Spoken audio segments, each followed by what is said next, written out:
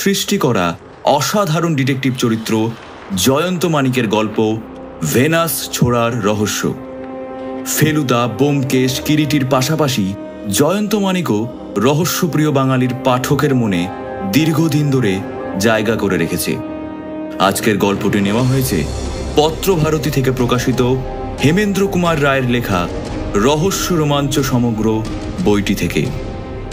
গল্প পাঠে রয়েছে সৌরভ, সুব্রত, জয় ও দেবরাজ।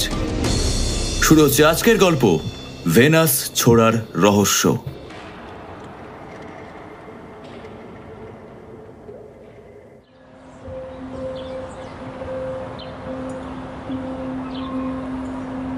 দুজনে চা পান করছিলেন। কমিশনার ডিটেকটিভ ইন্সপেক্টর সুন্দরবাবুর সঙ্গে গোয়েন্দা বিভাগের অ্যাসিস্ট্যান্ট ধরণীধর রায়চৌধুরী। ক্রমেই ঠান্ডা হয়ে আসছে বসন্তকালের বৈকালী রোদ। হঠাৎ দ্বার পথে দুই মূর্তিকে দেখে সুন্দরবাবু উল্লসিত কণ্ঠে বলে উঠলেন, জয়ন্ত আর মানিকজি, বধুয়া অসময়ে কেন হে প্রকাশ? মানিক বললে, অসময় মানে? চায়ের সময় তো ঠিক সময়, এই পথ দিয়ে যাচ্ছিল। আচম্বিতে দ্বার পথ দিয়ে আপনার তৈলমার্জিত সমুজ্জ্বল টাক আমাদের দৃষ্টি আকর্ষণ করলে, আর অমনি আমাদের পদচালনা হলো অবরুদ্ধ। তারপর পাছে সে ফস করে কোনো বেতালা কথা বলে ফেলে, সেই ভয়ে সুন্দরবাবু তাড়াতাড়ি বলে উঠলেন, এই থাক থাক, আর ব্যাখ্যান করে বলতে হবে না, এগিয়ে এসো, বসে পড়ো। ওরে আর দু পেয়ালা চা দে। জয়ন্ত, সুবিখ্যাত অ্যাসিস্ট্যান্ট কমিশনার ধরণীধর রায়চৌধুরীর সঙ্গে তোমাদের বোধহয় আলাপ পরিচয় নেই। হ্যাঁ, ইনি তিনি। আর ধরণীবাবু, এরা হচ্ছে জয়ন্ত আর মানিক। আমার মুখে এদের নাম শুনেছেন বোধহয়। ধরণী আগে দুই বন্ধুর আপাত মস্তকের ওপরে চোর ধরা দৃষ্টি বুলিয়ে নিলেন। তারপর ভারিক্কি চালে বললেন, শুনেছি গোয়েন্দাগিরি নাকি এদের খেয়াল বা শখ। জয়ন্ত জোর হাতে বললে, আগে হ্যাঁ, বিলাসও বলতে পারেন। আপনার মতো নামজাদা পেশাদারের কাছে আমরা হচ্ছি পর্বতের তুলনায় নুড়ির মতো তুচ্ছাতুপি তুচ্ছ। ধরণী কিঞ্চিত খুশি হয়ে বললেন, দেখছি আপনি কথার ম্যাজিকও কম নন। বসুন, চা খান। কিন্তু গোড়াতে বলে রাখা উচিত, আজ আমি এখানে সুন্দরবাবুর সঙ্গে একান্তে কিছু পরামর্শ করতে এসেছি। একান্তে অর্থাৎ গোপনে? আগে হ্যাঁ। মানিক বললে, তাহলে সুন্দরবাবু, আজ এখানে আমরা চা না খেলেও পৃথিবী উল্টে যাবে না। তোমার কি মত জয়ন্ত? হ্যাঁ, আমাদের গাত্রোত্থান করাই উচিত। সুন্দরবাবু ব্যস্ত হয়ে বলে উঠলেন, আরে আরে, তাও কি হয়? চা খেতে আর তোমাদের কতক্ষণ লাগবে? সেটুকু সময়ের মধ্যে মহাভারত অশুদ্ধ হয়ে যাবে না? মানিক মাথা নেড়ে বললে, না মশাই, ঘড়ি ধরে চা খাওয়া আমাদের ধাতস্থ হয় না। চা খাওয়ার মানে কি ওই এক নিঃশ্বাসে চা গলাধুকরণ করা? ধীরে সুস্থে কিছু গাল গল্প হবে না, দুটো ফষ্টি করবার ফুরসত পাওয়া যাবে না, তর্কাতর্কির চোটে চায়ের পেয়ালার তুমুল তরঙ্গ উঠবে না। তবে আর কি হলো দাদা, না জেনে কোথায় এসে পড়েছিলে বাবা। কাঁচু মাচু মুখে উঠে দাঁড়িয়ে সুন্দরবাবু বললেন, না ভাই, তোমরা চা না খেয়ে চলে গেলে আমার দুঃখের সীমা থাকবে না। বসো, ওই দেখো চা এসে পড়েছে। ধরণীধর বিরক্ত মুখে নির্বাক। সুন্দরবাবুর নির্বন্ধ এড়াতে না পেরে অজ্ঞতা জয়ন্ত মানিক হাত বাড়িয়ে চায়ের পাত্র গ্রহণ করলে। সুন্দরবাবু বললেন, জয়ন্ত, ব্যাপার কি জানো ভাইয়া, একটা অদ্ভুত মামলা হাতে নিয়ে আমরা মস্ত সমস্যায় পড়ে গিয়েছি। অদ্ভুত মামলা? রীতিমতো। আসামিকে আবিষ্কার করেছি, অকাট্য সব প্রমাণ পেয়েছি, কিন্তু তাকে গ্রেপ্তার করতে পারছি না। মামলাটার কিছু আঁচ পেলে আপনাদের সঙ্গে আমরাও না হয় খানিকটা মাথা ঘামাবার চেষ্টা করতুম। দস্তুর মতো অসন্তুষ্ট কণ্ঠে ধরণী বলে উঠলেন, কে মশাইদের মাথা ঘামাতে বলেছে? পেশাদার পুলিশ শখের গোয়েন্দার সাহায্য অনাবশ্যক মনে করে। আমরা যেখানে হাবুডুবু খাই, আপনারা সেখানে তলিয়ে যাবেন। মানিক মাথা নেড়ে বললে, হুম হুম। ধরণী কুপিত কণ্ঠে বললেন, মানে? মানে জয়ন্ত সাঁতার জানে, তলিয়ে না যেতেও পারে। কবজি ঘড়ির দিকে দৃষ্টিপাত করে ধরণী উঠে দাঁড়িয়ে বললেন, তাহলে আপনারা সমস্যা সাগরের সাঁতার কাটুন আপাতত, আমার আর সময় নেই। অফিসে জরুরি কাজ আছে। সুন্দরবাবু, আধ ঘন্টা পরেই যেন আপনার দেখা পাই। যে আজ্ঞে। ভদ্রলোক তো রাগে ফুলতে ফুলতে চলে গেলেন। হো হো করে হেসে উঠে সুন্দরবাবু বললেন, ধরণীবাবু শখের গোয়েন্দার নাম শুনলেই কেমন ক্ষেপে যান। তার মতে পয়লা নম্বরের ধাপ্পাবাজরাই শখের গোয়েন্দা বলে আত্মপরিচয় দেয়। জয়ন্ত গম্ভীরভাবে বললে, এখন আপনার অদ্ভুত মামলার কথা বলুন। হ্যাঁ, ফলাও করে বলবার সময় নেই, ছুটি পেয়েছি আধ ঘন্টা মাত্র, সংক্ষেপে বলবো। সদানন্দবাবু মস্ত ধনী, মোটা ব্যাংকের খাতা আর স্থাবর সম্পত্তির মালিক। তার স্ত্রী স্বর্গে, পুত্র সন্তানও নেই। মন্দ্রা তার একমাত্র কন্যা। সে একাধারে রূপবতী আর গুণবতী। সসম্মানে এমএ পরীক্ষা উত্তীর্ণ হয়েছে। হাতে অঢেল টাকা থাকলে অনেকের অনেক রকম শখ বা নেশা বা খেয়াল হয়। সদানন্দবাবুর শখ ছিল দেশ ভ্রমণ। তিনি ভারতের পূর্ব, পশ্চিম, উত্তর, দক্ষিণ কোথাও টহল দিতে বাকি রাখেননি। তারপর যান ইউরোপে, তারপর আমেরিকায়। সেখানে গিয়ে তিনি এক নতুন বন্ধু লাভ করেন, নাম যামিনী কান্ত। তার সঙ্গে সঙ্গে সেও দেশে ফিরে আসে, আর প্রতিদিনই দুজনে মিলে নানা বিষয় নিয়ে আলাপ আলোচনা বা তাস দাবা পাশা খেলা চলে। ধনী না হলেও বাপের দৌলতে তাকেও চাকরি করে খেতে হয় না। সদানন্দবাবুর বয়স 60 আর যামিনীর 45, কিন্তু তাদের ঘনিষ্ঠতা বয়সের ব্যবধান ঘুচিয়ে দিয়েছিল। 2 বছরের মধ্যে তাদের বন্ধুত্বের ভিত এমন পাকা হয়ে উঠেছিল যে যামিনীকে না পেলে সদানন্দবাবুর অবসর সময়ে অচল হয়ে পড়ত, ওই চাকা ভাঙা গাড়ির মতোই। সদানন্দবাবুর প্রকৃতির ওপরে পাশ্চাত্য প্রভাব পড়েছিল যথেষ্ট পরিমাণেই। নিজের একমাত্র সন্তান মন্দ্রাকেও তিনি মানুষ করে তুলেছিলেন সেভাবেই। এমএ পাস দেবার পর তাকে সঙ্গে নিয়ে আমেরিকায় গিয়ে তিনি 1 বৎসর কাল কাটিয়ে আসেন। কারণ তিনি জানতেন তার এই বিপুল সম্পত্তির উত্তরাধিকারিণী হবে মন্দ্রা।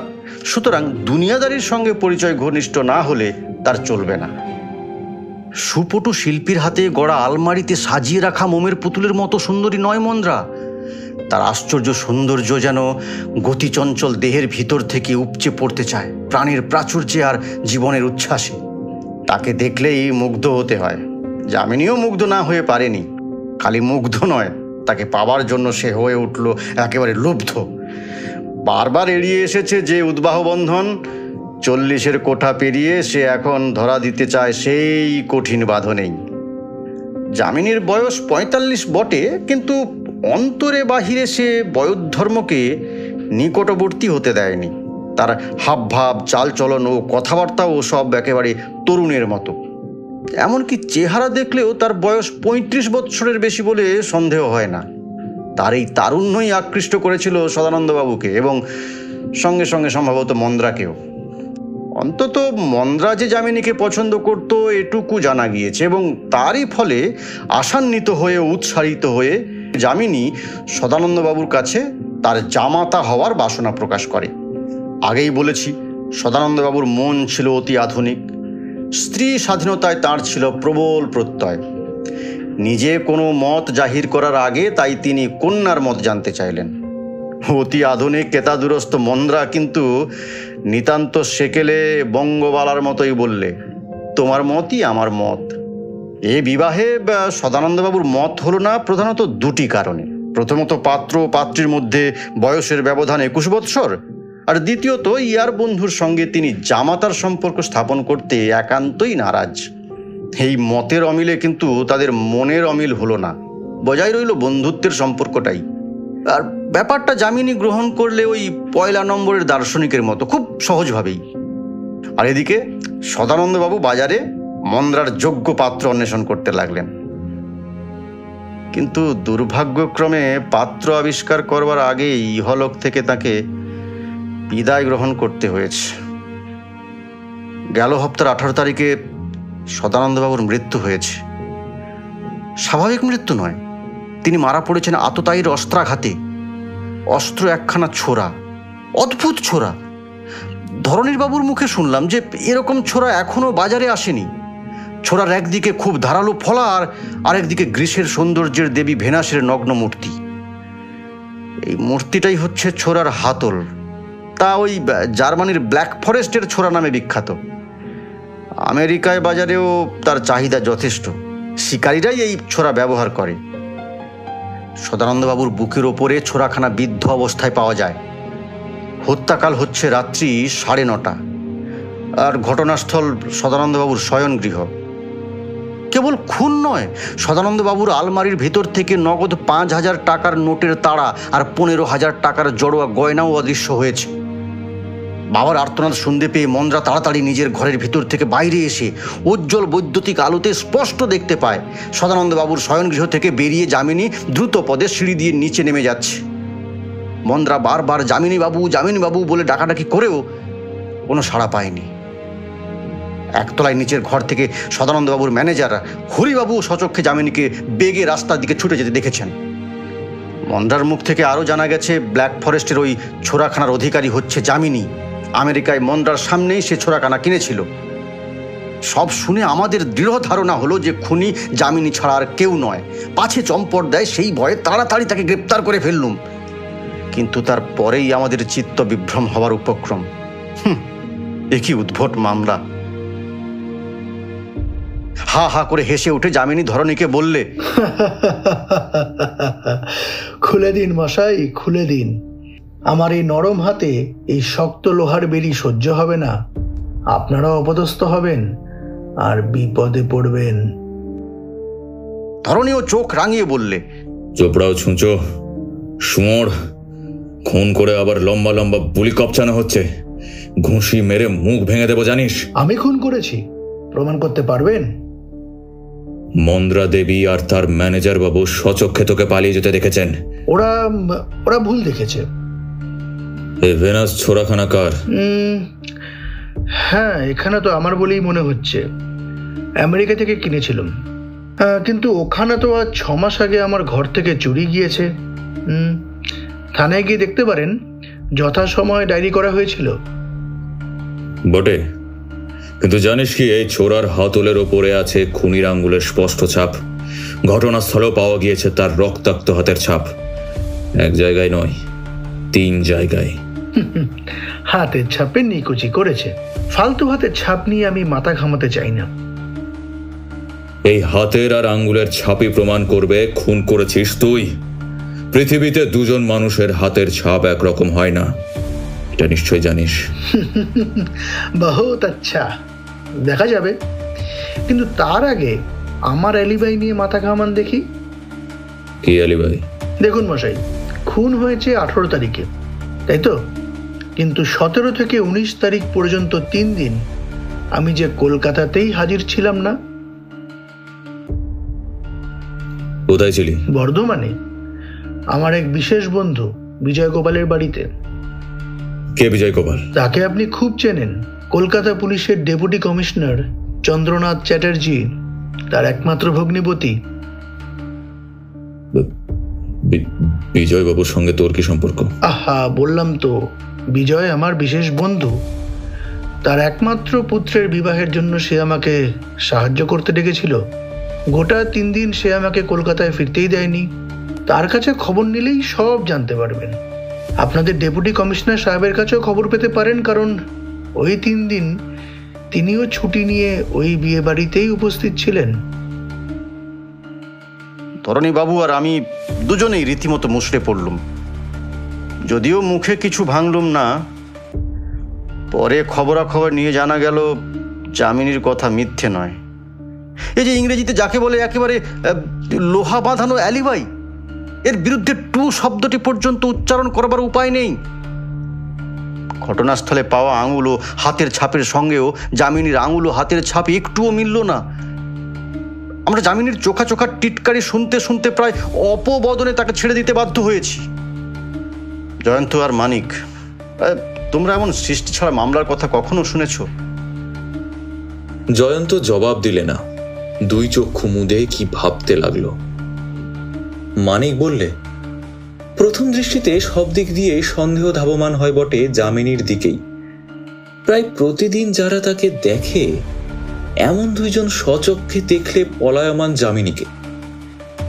তার কেনা ভেনাস ছোড়া পাওয়া গেল হত ব্যক্তির পক্ষে বৃদ্ধ অবস্থায়। তার উপরে জামাত রূপে তাকে গ্রহণ করতে নারাজ হওয়ার দরুন সদানন্দবাবু নিশ্চয়ই তার বিরাগ ভাজন হয়েছিল। আচ্ছা সুন্দরবাবু, আপনি কি ঠিক জানেন মন্দ্রা মনে মনে যামিনীকে পছন্দ করত? হ্যাঁ, লোকের মুখে তো তাই শুনেছি। তাহলে তো সহজেই যামিনীর বিশ্বাস হতে পারে সদানন্দবাবুকে মাঝখান থেকে সরিয়ে দিলেই বিপুল সম্পত্তি নিশ্চয়ই সে অধিকার করতে পারবে। আর এসব তো আমরাও ভেবে দেখেছি, কিন্তু খালি ভেবে চিনতে কি হবে ভাইয়া? পুলিশের চাই প্রমাণের মতো প্রমাণ। আচ্ছা, আরেকটা কথা, আপনাদের জামাই আদর থেকে ছাড়া পাবার পর যামিনীকে আবার মন্দ্রার সঙ্গে সম্পর্ক স্থাপনের চেষ্টা করেনি? করেনি, আবার খুব চেষ্টা করেছে। তাকে যে ভুল দেখা আর বোঝা হয়েছে সেটা সবিস্তারে জানিয়ে যামিনী প্রথমে মন্দ্রাকে একখানা চিঠি লেখে, কিন্তু মন্দ্রার তরফ থেকে কোনো জবাব না পেয়ে শেষে সশরীরে তার সঙ্গে দেখা করতে আসে। মন্দ্রা দেখা না করে লোকমুখে বলে পাঠায় যে নিজের চোখে আমি বিশ্বাস করতে পারি না, পিতৃহন্তার সঙ্গে আমি দেখা করব না। যামিনীকে তাই হাল ছাড়তে হয়েছে। আচম্বিতে জয়ন্ত চোখ চেয়ে বললে, ষড়যন্ত্র। এই হত্যাকাণ্ডের মধ্যে একাধিক ব্যক্তির ষড়যন্ত্র আছে। সুন্দরবাবু কৌতূহলী কণ্ঠে বললেন, কেমন করে বুঝলে? তাহলে আপনাকে আমি গোটা কয়েক প্রশ্ন করতে পারি?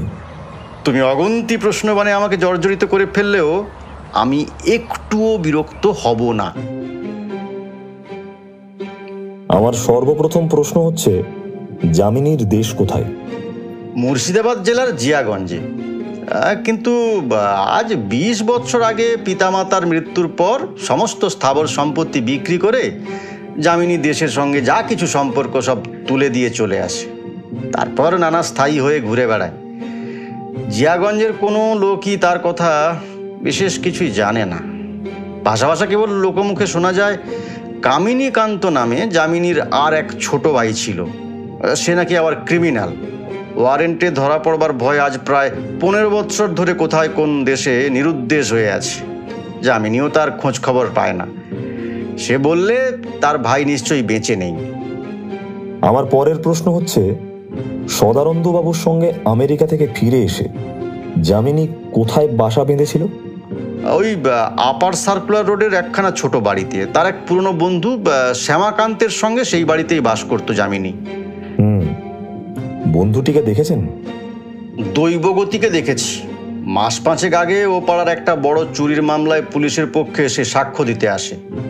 মুখময় দাড়ি, গোফের ঝোপ ঝাপ, মাথায় কাঁধ পর্যন্ত ঝুলে পড়া এলোমেলো চুলের জঙ্গল, চোখে মোটা কাচের কালো চশমা, দস্তুর মতো একদম বন্য চেহারা, পরনে গেরুয়া কাপড় জামা। বিবাহ করেনি, সংসারে ধরা বাঁধার ধার ধারে না, ধর্মালোচনায় আর তীর্থ ভ্রমণেই তার দিন কাটে।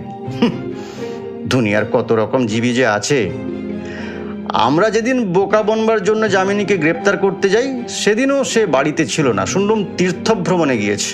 হঠাৎ গাত্রোত্থান করে জয়ন্ত বললে, ভো সুন্দরবাবু, আমাদের পানে তাকিয়ে এইবার বলুন, জাগো এবং ভাগো। সুন্দরবাবু ভুরু কুঁচকে বললেন, তোমার কথার অর্থ? আরে মশাই, আপনি ছুটি পেয়েছিলেন মাত্র 8 ঘন্টা কাল, এতক্ষণে তো 40 মিনিট হয়ে গেছে। চলো মানিক, আমরা পালাই, নইলে সুন্দরবাবুর কর্তব্য পালনে ত্রুটি হবে। আবার যথাসময় দেখা করব।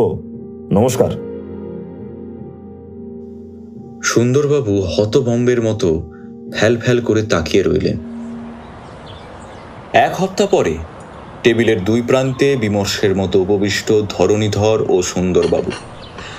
মাঝে মাঝে চায়ের পেয়ালায় এক একটা চুমুক দিচ্ছিলেন বটে, কিন্তু কেউ যেন চায়ের স্বাদ পাচ্ছিলেন না। এমন সময় দ্বারপথে আবার জয়ন্ত ও মানিকের আবির্ভাব। ধরণী চোখ তুলে একবার তাদের দেখলেন, তারপরেই বিরক্তভাবে মুখ ফিরিয়ে টেবিলের দিকে দৃষ্টি নিবদ্ধ করলেন। সুন্দরবাবু অসন্তুষ্ট কণ্ঠে বললেন, সেদিন তোমরা অমন অসভ্যের মতো চলে গিয়েছিলে বলে আমি কিন্তু দুঃখিত হয়েছি। মানিক বললে, দুঃখিত? কেন দুঃখিত হয়েছেন? আমরা কি মামলাটার আনুপূর্বিক বিবরণ অতিশয় মনোযোগ সহকারে শ্রবণ করিনি? শুনেছ বটে, কিন্তু পর মুহূর্তেই হ্যাঁ কি না কিছুই না বলে বেগে স্থান ত্যাগ করনি। ধরণীর মুখের পানে একবার সকৌতুকে অপাঙ্গে তাকিয়ে নিয়ে মানিক বললে, তাছাড়া আর কি করবার উপায় ছিল সুন্দরবাবু? সদ্য ধরণীবাবু কি আমাদের স্পষ্ট বলে দেননি যে পেশাদার পুলিশ শখের গোয়েন্দার সাহায্য অনাবশ্যক মনে করে? ধরণী বললেন, হ্যাঁ, তখনও বলে দিয়েছি, আবার এখনো তাই বলছি, আমার এক কথা। নিশ্চয় ভদ্রলোকের এক কথা। তা আমরা তো মশাইয়ের কাছে গায়ে পড়ে সাহায্য করবার জন্য আসিনি। আমরা এসেছি আমাদের প্রিয় বন্ধু সুন্দরবাবুকে একটা খবর দিতে। এবার জয়ন্ত বললে, আমরা গতকাল জিয়াগঞ্জ থেকে ফিরেছি। সুন্দরবাবু সবিষয়ে বললে, তোমরাও জিয়াগঞ্জে গিয়েছিলে? কেন হে? সেখানে তো যামিনীকে কেউ চোখেও দেখেনি। আরও ভালো করে খুঁজলে আপনারাও 2-3 জন এমন বৃদ্ধ ব্যক্তির সন্ধান পেতেন যারা যামিনী আর কামিনীকে জন্মাতে দেখেছেন। ধরণী তাচ্ছিল্যের ভাব দেখিয়ে কর্কশ কণ্ঠে বললেন, আরো ভালো করে খুঁজবার কোনো দরকার ছিল না। আমাদের যেটুকু জানবার তা জেনেছি। যত সব বাজে কথা। 45 বৎসর আগে যারা জিয়াগঞ্জের যামিনীকে জন্মাতে দেখেছে, সেই সব বুড়োর বকুনি শুনে কলকাতায় বসে কোনো খুনের মামলার ফয়সলা করা যায় না। বলতে বাধ্য হলুম আপনার ধারণা ভুল। বুড়োদের মুখে কি খবর পেয়েছি জানেন? যামিনী আর কামিনী যমজ ভাই। তাদের চেহারার মিল এতটা বেশি যে দুজনকে একই পোশাক পরালে কে যামিনী আর কে কামিনী কেউ ধরতে পারতো না। সুন্দরবাবু, এই তথ্যটুকু আপনার কোনো কাজে লাগবে কি?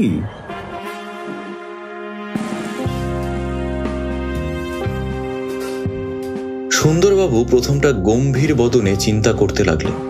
তারপর সহসা লম্ফত্যাগ করে দাঁড়িয়ে উঠে উত্তেজিত কণ্ঠে বললেন, মূল্যবান তথ্য। খুন করলে কামিনী, লোহার বালা পড়লো যামিনী। বুঝতে পেরেছি, আমি বুঝতে পেরেছি। না সুন্দরবাবু, এখনো বোধহয় ব্যাপারটা আপনি তলিয়ে বুঝতে পারেননি। যা কিছু ঘটেছে তাবৎ ব্যাপারের মূলে আছে একমাত্র যামিনীরই মস্তিষ্ক। কামিনী করেছে তারই আদেশ পালন। যামিনী জানতো স্বাভাবিকভাবে পুলিশের সন্দেহ তারই উপরে পড়বে, তাই পুলিশকে সে রীতিমতো নাকাল করতে চেয়েছিল। উপরন্তু প্রায় তারই মতো দেখতে কামিনীকে তার দরকার হয়েছিল, সদানন্দবাবুর বাড়িতে অবাধে প্রবেশ করবার সুবিধা হবে বলে। কিন্তু কোথায় সেই কামিনী? না, তা আমি জানি না। তবে এক্ষেত্রেও একটা সন্দেহ প্রকাশ করতে পারি। ধর্মপরায়ণ তীর্থ পর্যটক শ্যামাকান্তকে আবিষ্কার করুন। তার মাথাটা দীর্ঘ কেশপাশ থেকে মুক্ত করুন। তার চোখের ওপর থেকে চশমার কালো কাচের আবরণ সরিয়ে ফেলুন। তার মুখ থেকে লম্বা দাড়িগোপ কামিয়ে নিন। তার গা থেকে গেরুয়া জামা কাপড় কেড়ে নিন। হয়তো সচক্ষে দেখতে পাবেন যামিনীকান্তের যমজ ভাই কামিনীকান্তকে। হয়তো এ হচ্ছে আমার ভ্রান্ত ধারণা, কিন্তু এখানে আমি সঠিক কিছু বলতে পারবো না। সুন্দরবাবু হতাশ ভাবে বললেন, কিন্তু শ্যামাকান্ত যে খাঁচার বাইরে, কোথায় উড্ডীয়মান হয়েছে, কে তার সন্ধান দেবে? ধরণী গোঁ ভরে নীরবে সব কথা শুনছিলেন। এতক্ষণ পরে মুখ খুলে বললেন, সুন্দরবাবু, ভুলে যাচ্ছেন কেন? আমাদের যেসব সুযোগ সুবিধা আছে ওই শখের গোয়েন্দাদের তা নেই। আমি ডাকঘরের সঙ্গে এমন ব্যবস্থা করতে পারি যে যামিনীর বাড়ির সমস্ত চিঠিপত্র যেন বেলি করবার আগে আমাদের কাছে পাঠানো হয়। জয়ন্তবাবুর সন্দেহ যদি সত্য হয়, তবে আজ বা কাল না হোক, 2 কি 4 কি 6 মাসের মধ্যে কোনো না কোনো ইঙ্গিত পাওয়া যেতে পারে। সুন্দরবাবু বললেন, তোমাদের কি মত জয়ন্ত? আমাদের আর কোনো মতামত নেই। এখন তবে আসি, চলো মানিক।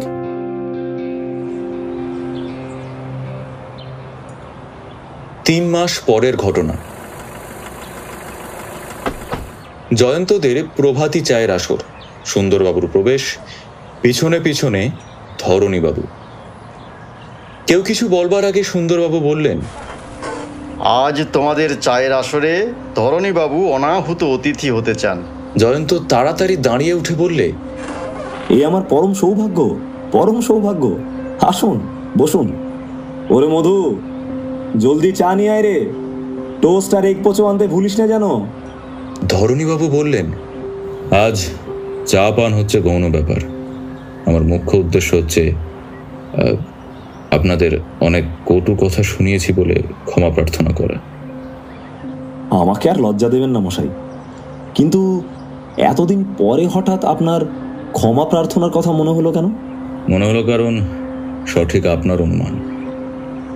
যামিনী শ্যামাকান্ত ওরফে কামিনীকে চিঠি লিখেছিল বোম্বাই শহরে। সে গ্রেপ্তার হয়েছে।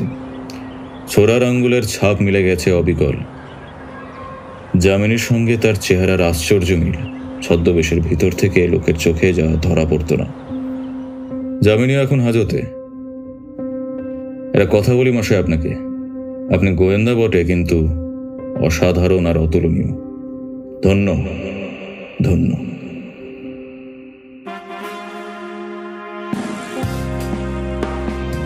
শুনছিলেন হেমেন্দ্র কুমার রায়ের ভেনাস ছোড়ার রহস্য।